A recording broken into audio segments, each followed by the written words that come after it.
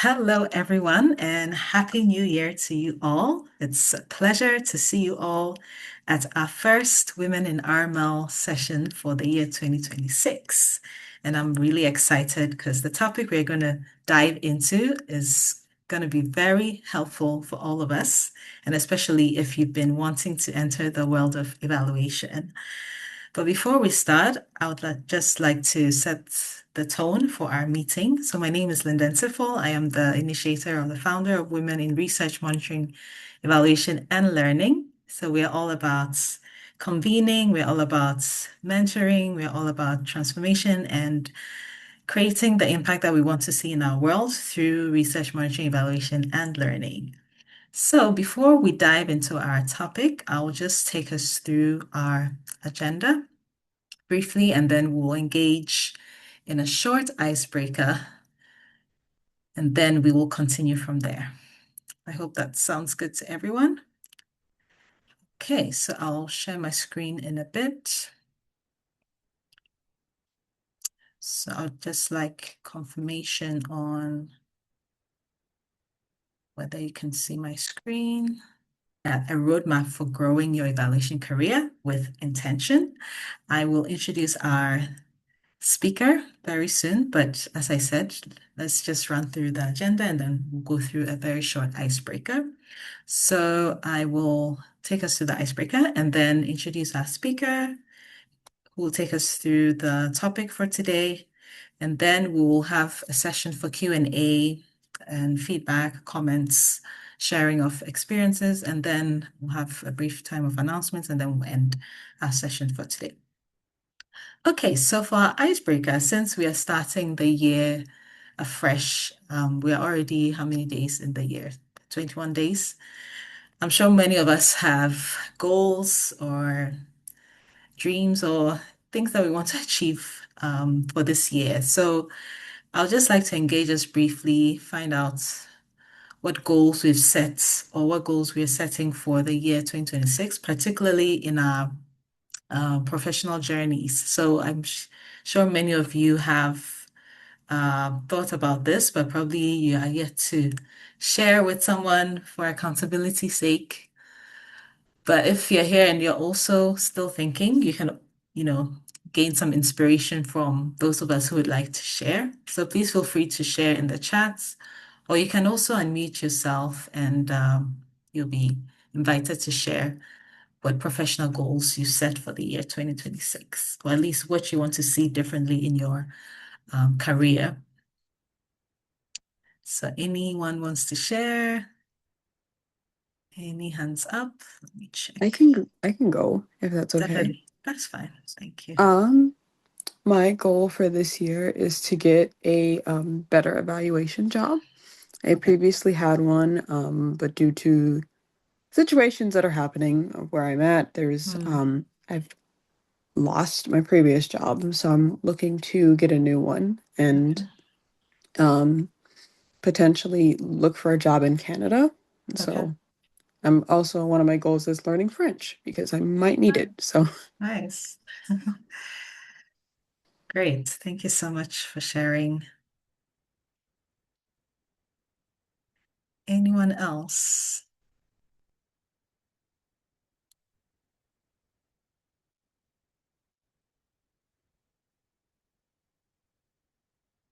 Okay, let me check the chat. Do we have any? I'm sure people are still thinking through, maybe referring to their notebooks. Anyone wants to share? Linda, would you like me to let people in while you're Oh, doing okay. it? If Yeah, of that's okay with course. you. Okay. All right. So while people are thinking, I can also share what I have. So I'll share two.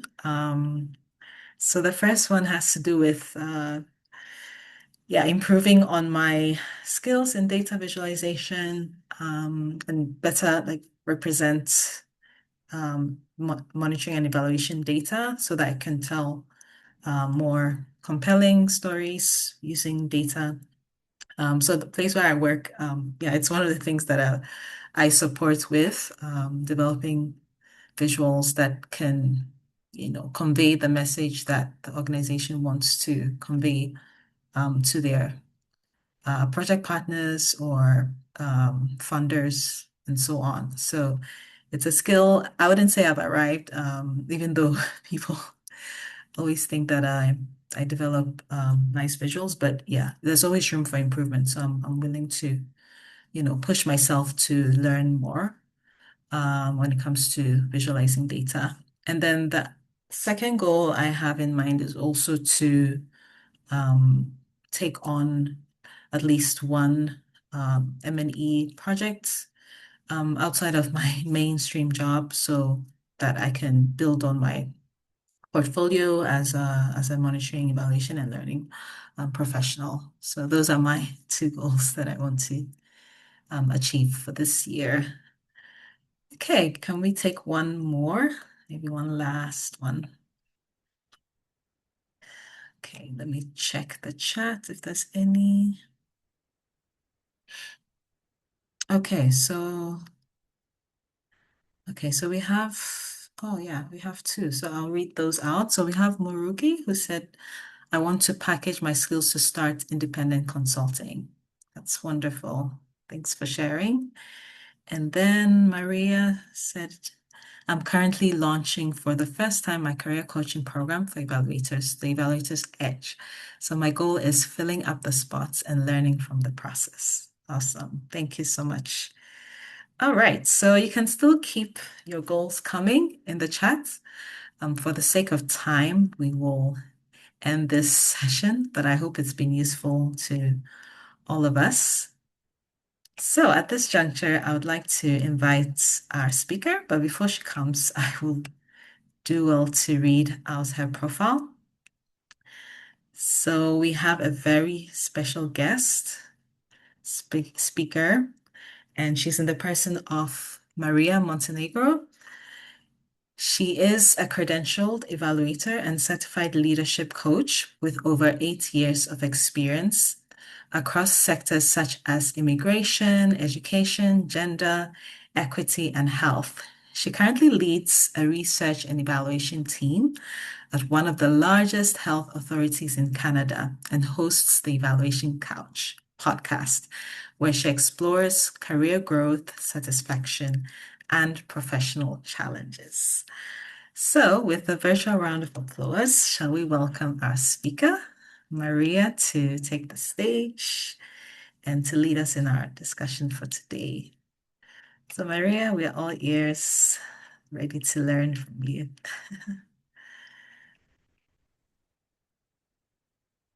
Okay. Can you hear me and can you see my slides? Yes. Okay. Well, Yes, thank you so please. much for having me. And I loved starting with our goals for the year. And yeah, I'm very happy to be here. So I am going to share with all of you a roadmap for growing your evaluation career with intention, which is a lot of the work that I do and I spend my time is thinking about how to support evaluators, build the careers they deserve, build careers that allow them to have the impact that they want to have in this world, and also that allows them to live the life that they want to live and meet all of their needs. So my name is Maria Montenegro.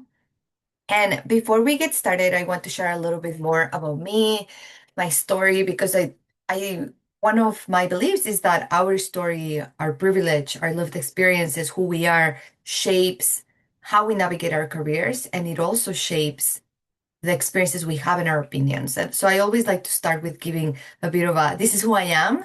Um, so I am a credentialed evaluator with the Canadian Evaluation Society, and I'm also a certified leadership coach. A lot of what I do, in addition to my full-time evaluation role, is supporting evaluators in their careers using coaching.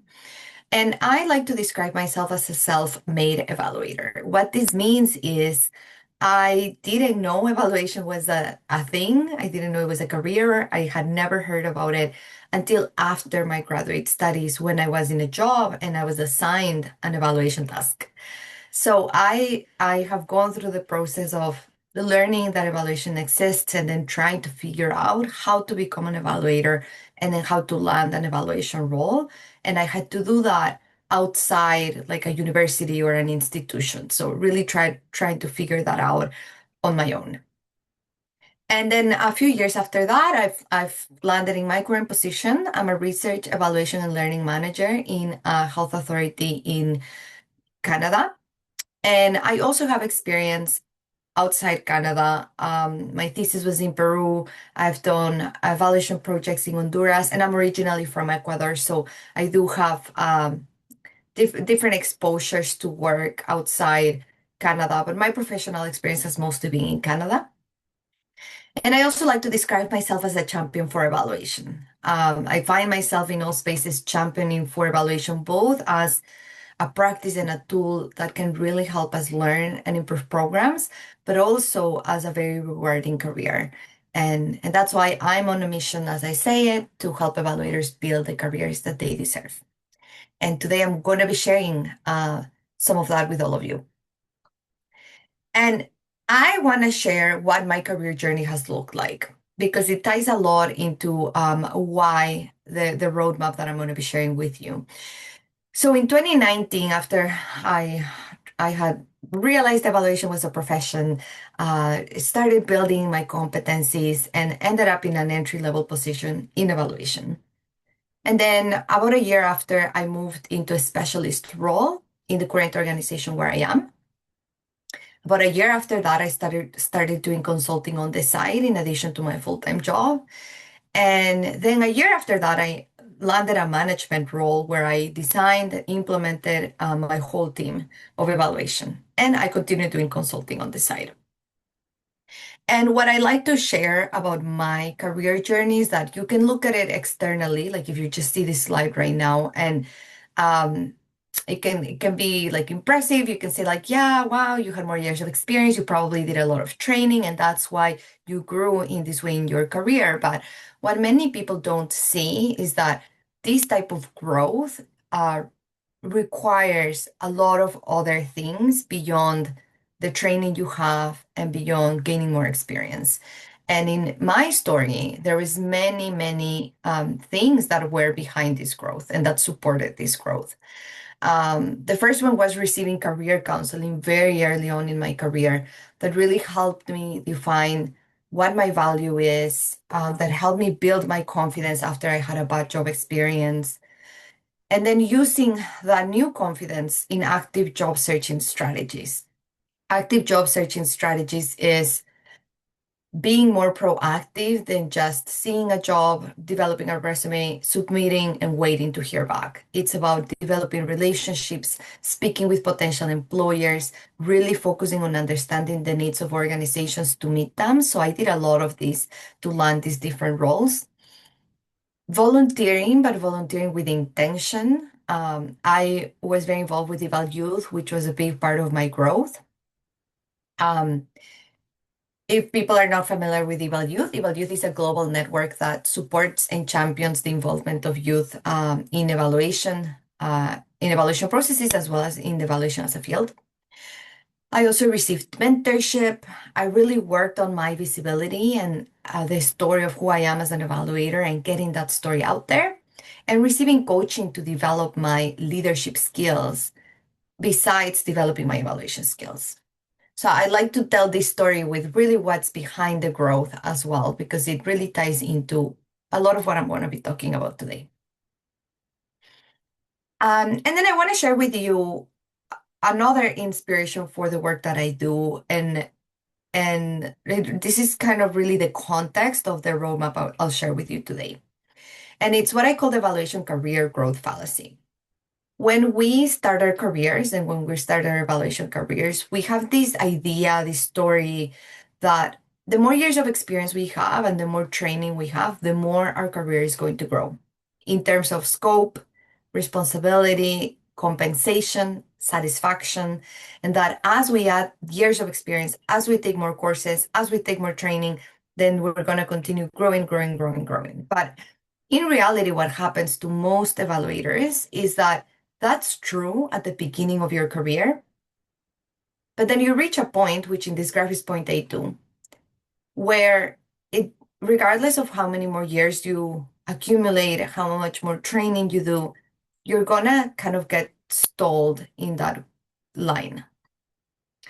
And it's at this point where you need to do other things to really get back into that growth path.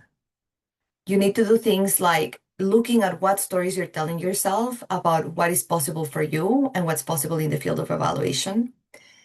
You need to work on your confidence, because if you don't believe and you are not clear on the value you add as an evaluator, then other people are not going to be clear either. You have to work on your branding and the story you're telling about yourself. You have to make this visible so other people actually receive the message. And you have to take action rather than waiting for your career to happen, rather than waiting to get the opportunities you want. So this is kind of the foundation for a lot of my coaching approach and where I try to support evaluators. And when I say evaluators, I mean anyone working in the evaluation space, which includes people working in research, in monitoring, and evaluation and learning. I just use the term evaluation because it's the term I'm most familiar with, but it really applies to all of the positions within our field. So what I'll be sharing with you today, and when you hear the title and the roadmap, what it really is a logic model. And I'm very curious, I'd like to see just by the reactions in the chat. Can you all please react if you are familiar with what a logic model is? Give me thumbs up or...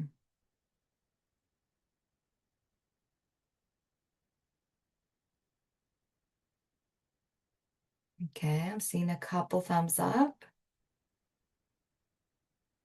Okay.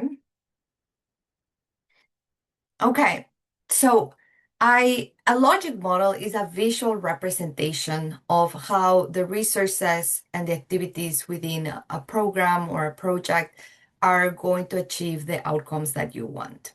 And I'll show you what the logic model looks like in a little bit. But that's just the main idea. It's a tool to actually help us map out if this is what we have and this is what we're going to do, then these are the outcomes or the changes we're expecting to see. And I'm a big proponent of using this tool that is very common in our monitoring and evaluation work as part of our practice, but to apply it to ourselves and to apply it to think about the things we're doing in our career to get to where we want. And the reason why I'm a big proponent of this is that it can help you get clear on the career that you actually want. It helps you identify which activities, which actions will move you towards your desired outcome so that you can be more efficient with your time and with your energy. And it can also help you make progress visible. It's a great tool to reflect back on and say, like, okay, have I moved forward when it comes to achieving my outcomes? And if not, then what can I modify in my current strategy to get to that place where I want?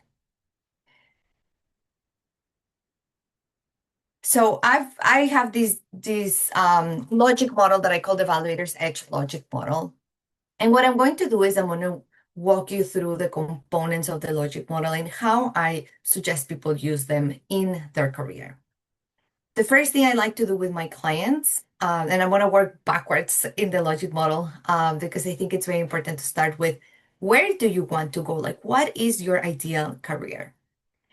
Oftentimes, when we reflect on what are we trying to work towards, what career do we want, we focus just on either titles or organizations. But I really like to encourage people to have a more holistic understanding of the career they want to build. So, what is the work that you do? When you say monitoring and evaluation, or I read some people said consulting, what type of work are you actually doing? What impact is it having? What areas are you working on? Then I also like to ask them to think about the work environment.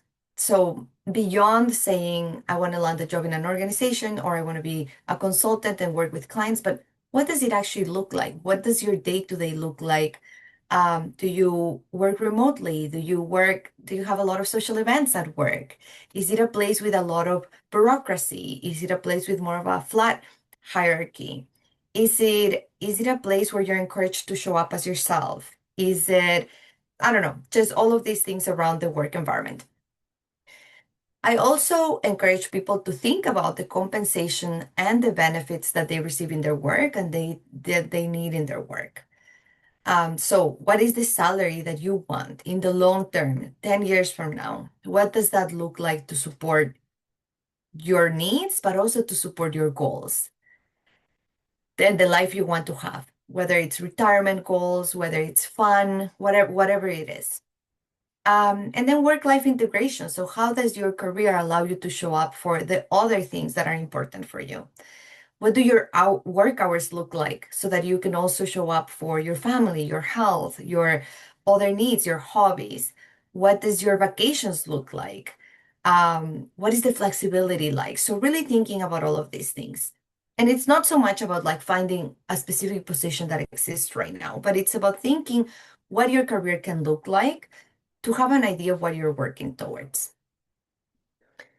Once we have this ideal career defined or a little bit more defined, we can start thinking about what do we need to build readiness or to move closer towards that ideal career, because the ideal career is a long-term thing and it's not necessarily going to be available to us right away. But what we can do is to start thinking about how do we move closer to that ideal. So there's a few things that I ask people to think about in order to get closer and create a plan to move closer to that. The first one is, what are the types of projects that you need to be more ready, to be a better candidate for that ideal career? What are the skills? What is your edge? When I use the word edge, and I use the word edge a lot, I mean, what are the things that make you stand out as an evaluator? Evaluation is a very diverse field. There's various different ways of practicing. There's different sectors, there's different types of clients, different community groups. There's different topics that we look into in evaluation. So really understanding what sets you apart, what's unique about your practice of evaluation, and then thinking about what are the areas you need to strengthen to do the type of work or to work in the type of environment that you want in the long term. And I'll give you more examples of this in the next slide. The next piece is about thinking of continuous learning, or what we usually call professional development. So maybe we have an idea of what our ideal career is, but we know that we need to develop more skills, more competencies to be fully prepared for that type of role. And that's completely okay. Professional development is always going to be part of our journey, but it's about thinking what specifically do we need to build? Because there's always going to be things that we can learn. But to be efficient with our time and energy, we need to be clear on what are the things that are going to make the most difference for us to get to our goals. And then lastly, seeing increased opportunities. So being more exposed to opportunities that are aligned and close to your ideal career. And it can be very abstract to just see this without a specific example. So what I wanted to do is give you an example of an ideal career that I made up. This isn't necessarily my ideal career, but I just reflected on what I've heard some of my clients come up with, and then use this to give you an example of, in practice, how your logic model can help you start developing a roadmap for your growth. So let's imagine that your ideal career has a few components. You want to do participatory and community-driven evaluation work. So there's many different types of evaluations, but this is a core aspect that you need to be satisfied and be engaged. When it comes to your work environment, you don't have a lot of specific needs, but you know that you want something non-hierarchical. So you want kind of less bureaucracy. You want a place where even if you're a junior or a director, people come together, you can talk with different people, you can give ideas and they're heard. So that's, you know that you thrive in those environments. When you think about your compensation and benefits, let's say that you know you need full health benefits, you have a chronic condition, so you need access to different supports in healthcare like physiotherapy, massage therapy, and you also know you want about $80,000 a year. You've made your estimations and you know that that's going to meet all of your needs. And when you think about work-life integration, you want a 4-day work week for whatever reason, but that's what you're aiming for. So that's great. That's what you want your career to look like 10 years from now. When it comes to your short-term outcomes, this helps you have more shorter-term objectives and things to work towards to build your readiness for a future career that offers all of these things.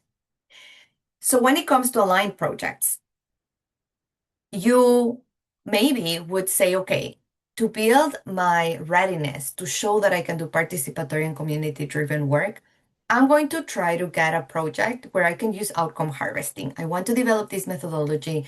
I want to use this to really develop that working with community, having an evaluation approach that is driven by participants.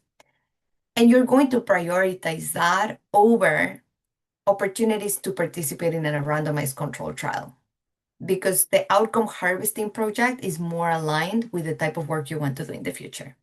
Not because one is better than the other, but it's just what's going to help you get closer towards your goals. So you're going to seek out opportunities to do that type of project.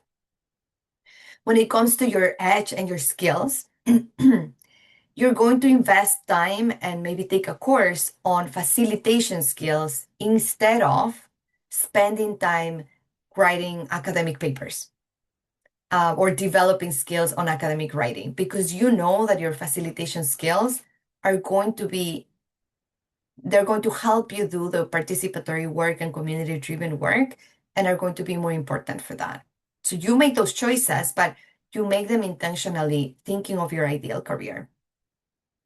When it comes to your professional development, maybe you want to learn more about how to manage power dynamics within a project or a setting, and you're going to invest time in that instead of thinking about policy development. Not that one is more important than the other. It's just that you have decided power dynamics is going to be more helpful for you to do community-driven work.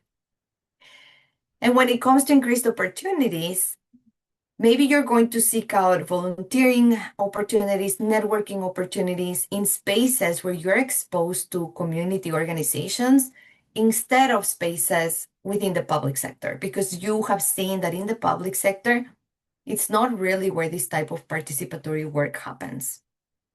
So by having this ideal career and these long-term outcomes, you can start mapping out what are the shorter-term things that you can seek out, that you can try to gain experience in and try to develop to increase your readiness for that future career. So now that I shared with you kind of the outcomes piece, I want to go back to the beginning of the logic model. So when we think about our career, we already come in with a lot of things. We're bringing in so much value and so much of us already, regardless of where you are, whether you're starting your career or you have 10 years of experience. So I encourage always people to think about what are your inputs? What are the things that you're bringing into this career? And we usually tend to only think of our inputs in terms of years of experience and like training, degrees, or the courses we've taken, but there's so much more that we bring into our career. So I have people reflect on what are the stories you tell yourself about what's possible for you, what's possible within the field. And are those stories actually supporting your growth? I have people reflect on their values, because their values influence how they approach their monitoring and evaluation work, but also how they approach their career. I have them think about their strengths, because again, even if you're just starting your career, you are bringing strengths already, and it's important for you to be clear on which ones are those. I have them reflect on their lived experience, because sometimes your lived experience is what makes you the best candidate for a role. And it's also part of who you are as an evaluator. And then I have them think about their unique approach to their evaluation work, their monitoring and evaluation work, or even their research work.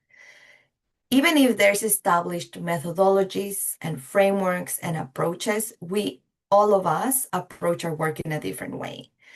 And this is why if you give an evaluation project to two different evaluators, they're going to come up with completely different things.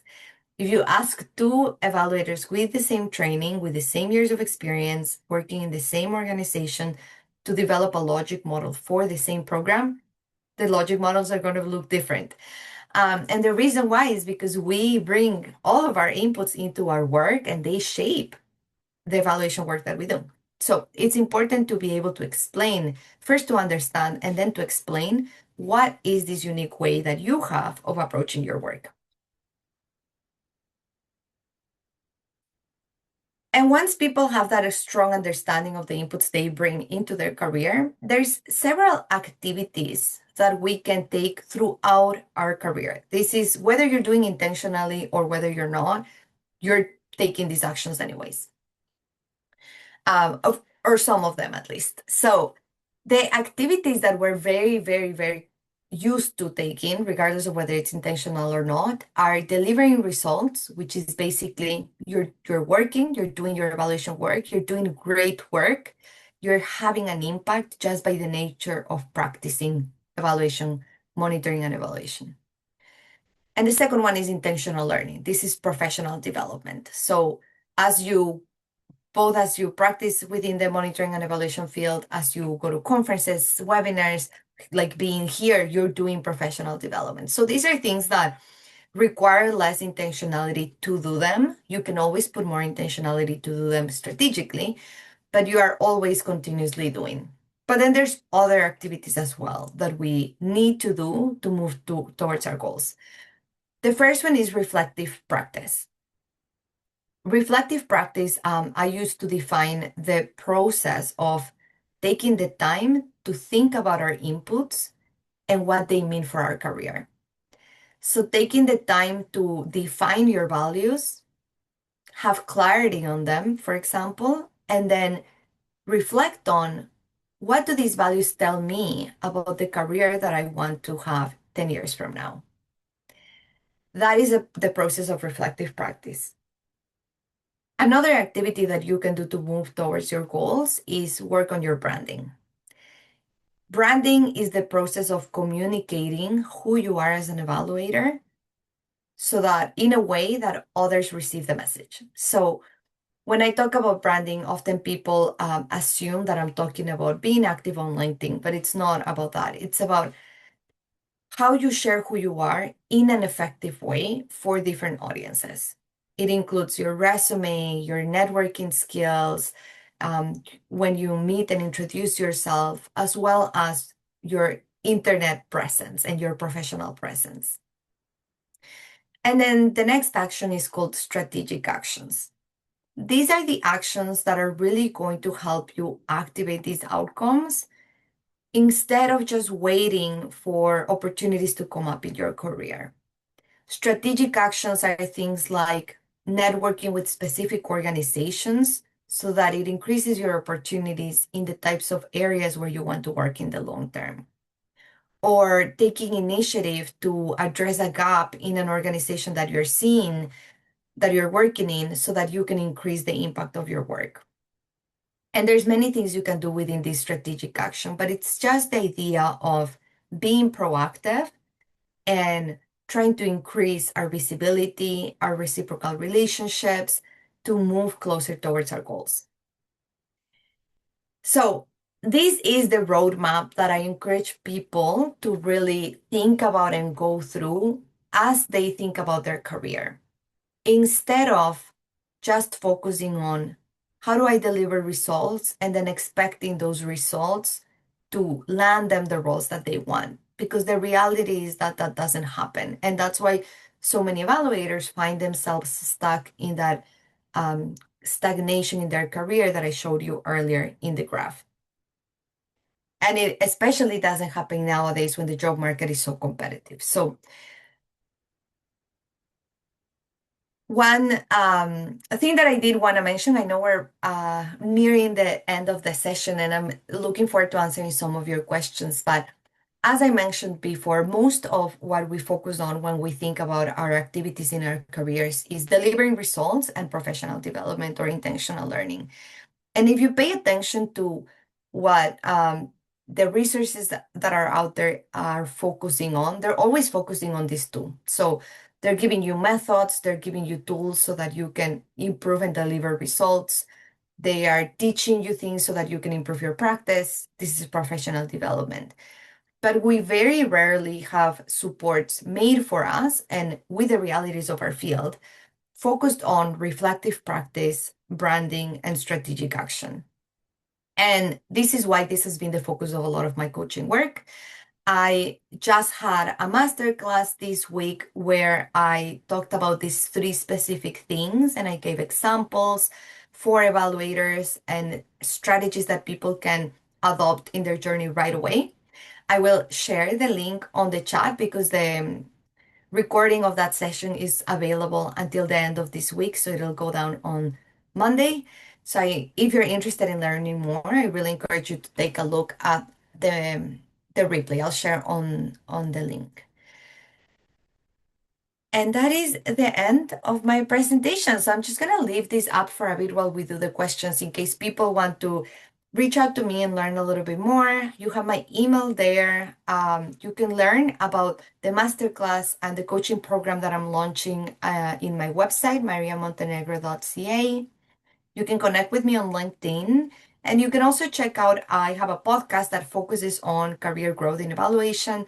It's called Evaluation Couch. I actually have a whole episode on the logic model and how you can use it in your career.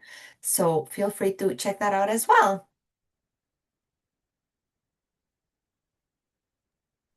Great. Thank you so much, Maria, for taking us through this very important topic. And I believe that a lot of us are considering diving in further to improve on their evaluation careers, or if they've not considered evaluation as a career, would indeed take note of all the things that you've shared with us, especially with the logic model, which you have taken us through very eloquently. So thank you so much.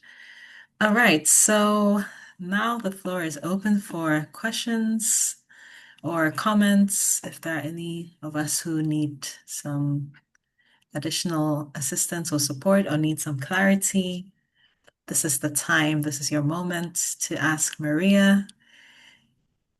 So are there any questions? Let me check the chat. I think, okay, we have Maya who said I will connect. Oh, Oh, sure. Go ahead. Go ahead, so Maya. would you suggest like going to kind of like evaluation conferences and how to like what would be the best way to network? Like if you're a complete newbie, how do you Oh, sorry, Maya, I think your mic cut off. Was that just for me? Oh, yes, sorry. Can you hear me Okay. now? Yes. I'm sorry. So, how do you would you suggest going to like evaluation kind of like conferences? How to go in it as a complete noob? Should you have like business cards? Like what are some things we should come in with, or do we just go through it like a genuine experience? That's a great question. I think I I think there's a few things to consider there. So is attending a conference a good experience, kind of regardless of your strategy? Sure. It's also a costly experience. You might need to take time off work, you might need to pay a lot. So I always like to encourage people to navigate these things in the most strategic way possible. I like to optimize and make the most out of every experience that I have, especially if I'm investing time and money in it. So I think that what we tend to do is we tend to focus on should I bring like a business card? Is that gonna kind of gonna be better? But in reality, sometimes we need to take a step back. I don't think that the real question is do you need a business card or not? The real question is what do you need to get out of that conference experience? How does attending that conference going to move you closer towards your goals? So I would definitely suggest attending a conference as long as you have the time beforehand to be intentional and plan to make the most out of the conference experience. That includes, I also have a podcast episode I don't have the link right away, but I have a podcast episode in the Evaluation Couch specifically talking about how to plan for conferences. So I do encourage you to look in my episode lists for the one that talks about conferences. But what I suggest people do is make time before the conference to identify what are your goals for the conference, do the research, and then that way you show up and you can make sure that you're connecting with the right people. But I think in addition to that, something I don't talk about the podcast, but is very related to this presentation is you need to come into that conference being clear about what you want and who you are. If you introduce yourself as like, hi, I'm yet another evaluator, people that you meet are probably not going to remember you. And one thing that I like to say is it's not about who you meet, it's about who remembers you. That's what makes the difference when it comes to networking. So definitely go to conferences, but just make sure that you plan and you're intentional and you take some time to figure out what are your goals in that conference so that you can optimize the experience. I'm also seeing some questions in the chat, Linda. Should I Yes, please go read them? ahead. I hope Maya is Okay. fine. Maya, are you okay? Hope you're fine with it. Okay, she says thank you. I'm saying Okay. thank you. Okay. So someone asked something, can we do branding and strategic action without the reflective part of it? I mean, the first step. That is a great question. You can always do it. Is it going to be effective? Probably not. And this is why. If you don't do the reflective practice is extremely important to define your career vision and to really understand who you are as an evaluator and what you're bringing. So if you do branding without doing the reflective part of it, then maybe you pay to have an amazing resume or you're following all of the best tips for resumes, but the content isn't really the best content it could be. Maybe you haven't done the work to fully understand what are the things that make you stand out, what are the most valuable strengths you bring into your evaluation work. And if you don't have that clarity, then that's not going to be reflected in your resume or in the stories you tell or in how you introduce yourself to others. When it comes to the strategic action, I think it's similar. I meet a lot of evaluators that are very passionate, that are very driven, that are ambitious. So they are very involved. They say yes to everything. They volunteer. They participate in different voluntary organizations for professional evaluation. They have leadership roles. But what they don't have is a clear goal of what they're looking for towards, what they're working towards. And what can happen is you spread yourself thin and you're doing a lot of things, you're having a lot of connections, but you're not optimizing the things that you do and the connections you have. So you can do it, but I think that to really be effective and move closer towards your goals, the reflective part is extremely important. And that's why when I work with my clients, that is the very first thing that we do. And I hope that answers the question alone, but happy to clarify if needed. I think that the other question is how to do strategic action. There's many things you can do within strategic action, and that's why it's not only about what to do, but it's also how to be strategic about it. Because if you do everything, then you're going to be burnt out. You're going to probably not have time to do your job. So within strategic action, there's so many. I'm going to give you some examples, but I do want to really emphasize that I think it always requires being strategic to identify what are the actions that are going to move you closer towards your goals before you do them. But strategic action can be anything from sharing your point of view on social media to connecting with specific organizations you'd be interested in working with to growing your connections. Let's say I saw someone here was talking about wanting to be a consultant. A strategic action that can really help consultants is increasing their connections and their relationships with potential clients by tapping into centralized supports for nonprofit organizations, philanthropies, or the type of organization that hires evaluators. There's many different strategic actions. When I work with my clients, I give them 18 different evaluation specific actions. But then the work really is on identifying what is going to move you closer towards your goals, because it's impossible to do everything. Can you share an example or case scenario of reflective practice in an M&A career? Yes, I can. I can give you an example for me right now, because I feel comfortable talking about my journey. So one of the things that when I do reflective practice and think about what makes me stand out, and people often don't think about these things, but when I reflect on the first job that I landed that allowed me to learn that evaluation was a field, it was actually in an organization working with immigrants to Canada. And I had never worked with immigrants in a professional setting. I didn't have a social work degree. I didn't study anything about immigration in my university. But what I did have was my lived experience as an immigrant. And I had a couple of volunteer experiences with international students organizations in my university. The reflective practice piece of the work allows you to see that that lived experience is an important part of your story. You're not always going to use it, but in that specific case, when I applied for that job, I really used that and leveraged that. That was part of the story of how I sold myself, so to speak, or how I branded myself to show that I was the best candidate for the role. So when I think about reflective practice and you go back to that logic model, it's really about looking at all of the things, all of the inputs we bring into our career, and identifying which of those are part of the stories we're going to use in different points to tell the story of who we are and to attract the opportunities that we want. So I hope that was an example. It's the first example that came to mind, but I can definitely share others.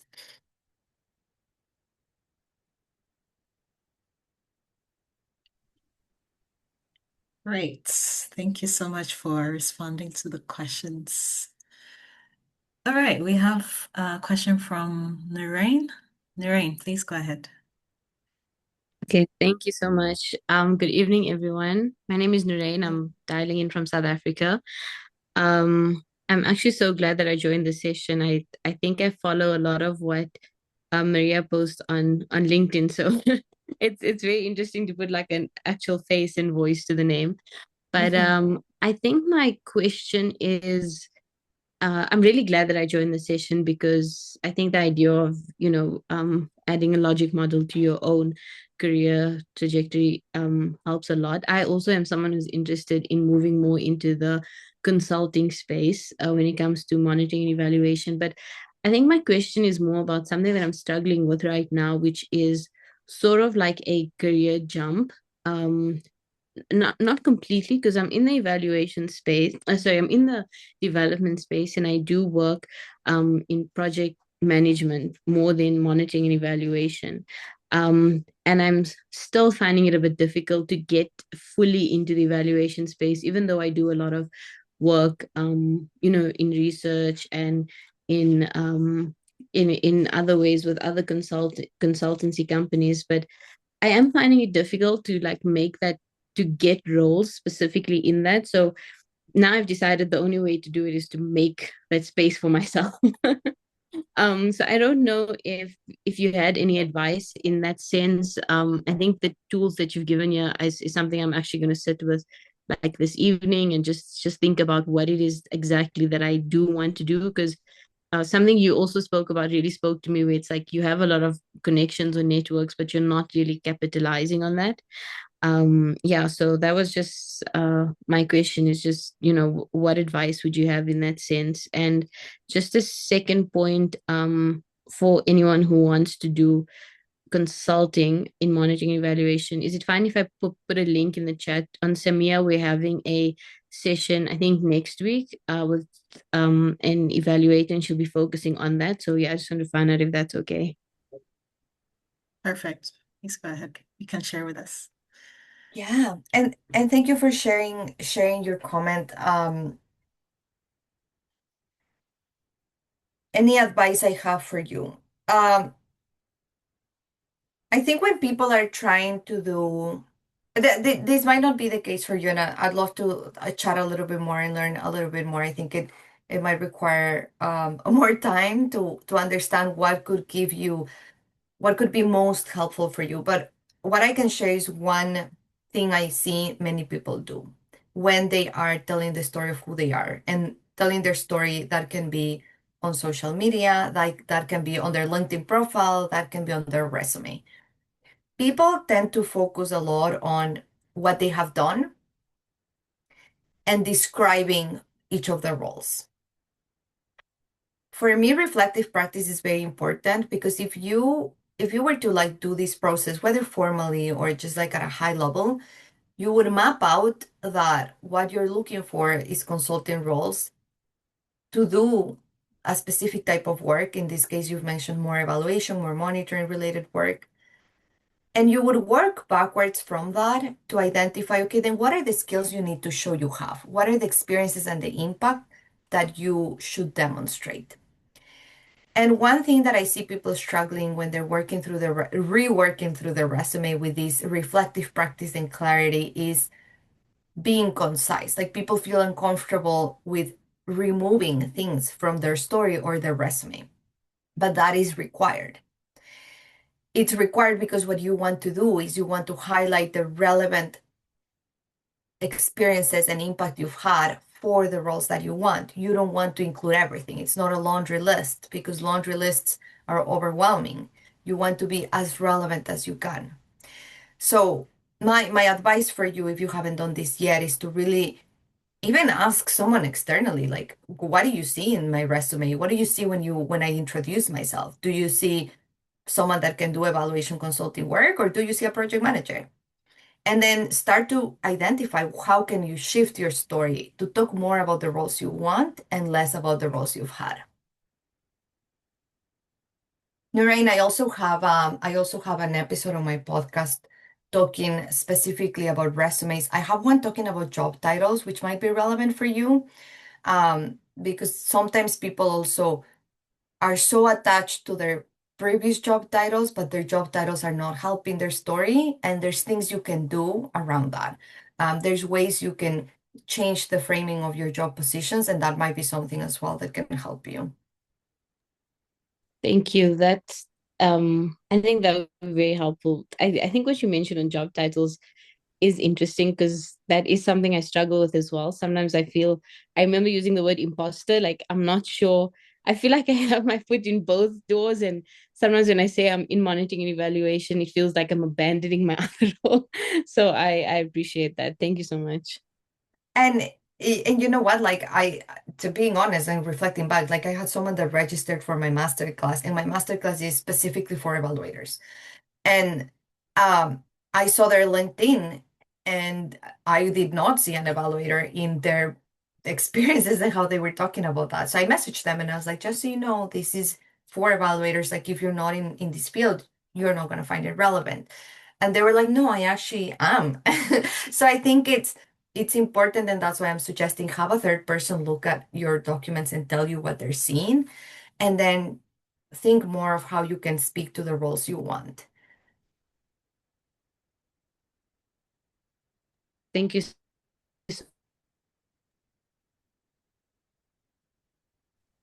Right. That was a good question, Lorraine. And I can see Murugi is identifying with you as well. So she said, I think your story or current experience is exactly what I'm going through as well, trying to find that interest of project management work, research work into evaluation work. Okay, so I can see that you've already connected with each other. So I think that's great. Yeah, great to see that happening here. And yeah, feel free to also reach out to Maria. Yeah, as she's referenced, a lot of her resources would be of great help, not just to Narain and Moringi, but indeed all of us. Yeah, I think at times I just need to reflect on your career journey and see where you need to do a pivot or see where you need to like channel more of your energy and develop your interests as well. Yeah. Okay, so we are almost through. Is there any burning question from anyone or any comments or anyone wants to share a takeaway from today's session? That would be greatly appreciated as well. Anyone? Check the chats.